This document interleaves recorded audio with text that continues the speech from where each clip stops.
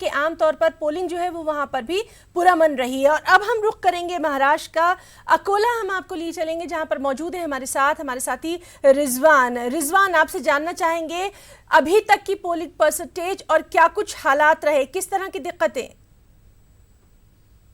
3 बजे की अगर बात की जाए तो 3 बजे में जो लास्ट अपडेट मिला था उसमें 45% से ज्यादा वोटिंग यहाँ पर हुई है। और जैसे अभी 5:30 बजने वाले हैं तो हो सकता है कि मतलब 50% से ज्यादा यहाँ पर पोलिंग अभी तक वोटिंग हो चुकी है।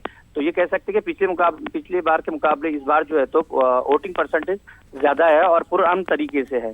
कहीं पर कुछ ज्यादा मतलब तोड़फोड़ की कोई घटनाएं नहीं है। अलबत्ता अकोला जिला का एक जो गाँव है कौठा गांव करके, वहां पर एक जो वहां का बाशिंदा था उसने कुछ ईवीएम को नुकसान पहुंचाने की कोशिश की, जिसे पुलिस ने फिलहाल हिरासत में लिया है और वहां पे वोटिंग फिलहाल बंद है।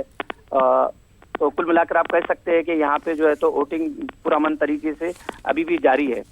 और रिजवान आपसे ये जानना चाहेंगे जिन लोगों के वोटर लिस्ट में नाम नहीं थे उनके लिए क्या कुछ किया गया।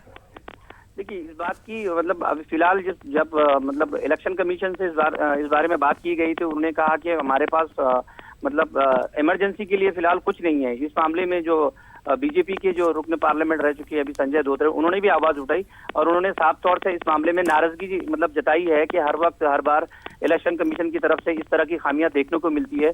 कई मर्तबा उनसे रिक्वेस्ट की जाती है, प्रायर जो है तो इकदाम उठाने की बात कही जाती है, बावजूद इसके जो है तो इस तरह की खामियां इलेक्शन कमीशन की तरफ से दी जाती है। जहां तक कि वोटर्स की बात है, जो यहाँ पर वोट डालने के लिए आए थे वो लोग काफी मायूस थे। उनका यही कहना है कि हम काफी दूर से अतराफ के गांव से चलकर वोट डालने के लिए आए हैं, बावजूद इसकी हमारा यहाँ नाम नहीं है और जो ड्यूटी पे जो मुलाजिमिन तैनात है वो साफ मतलब वोट करने से मना कर रहे हैं।